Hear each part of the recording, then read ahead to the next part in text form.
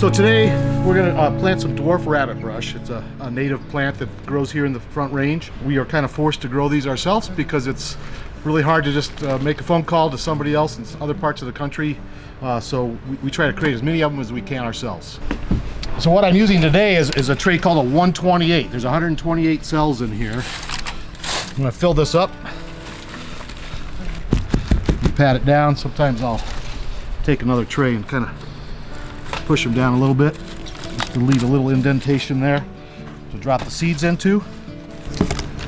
Now you can see I'm going to grab a handful and I just put them in my little sorting box here. These are known to have really good germination rates. We could sometimes get every one of these seeds will sprout on us. I wish all seeds were as easy as this one to at least germinate. Just kind of drop those in.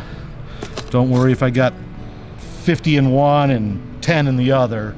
I'll thin them out later as they start to sprout. After we root this plant out, we're going to take this and put it into a number 1 or a 1 gallon pot.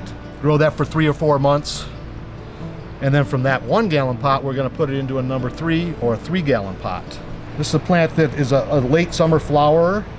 It flowers August through freeze. But my rule of thumb has always been to collect my seeds after they've been frozen. And that's a general rule for a lot of shrubs. They need to be what they call stratified, cold stratified. It's gone through a natural cycle.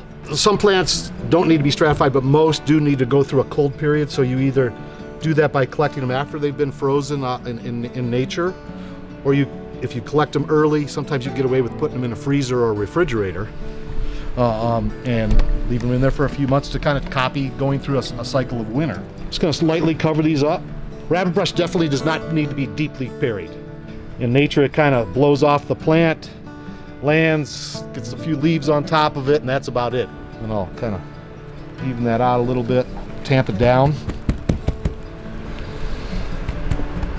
There's 128 cells of dwarf rabbitbrush, also known as the plant select name of baby blue rabbitbrush. This is our end product here. This is where our goal for these is to come into here. Again, some of these natives don't look that impressive in the pot. We took this out of a cold frame when it's 9 below 0 outside. It's totally dormant, but this will all flush out.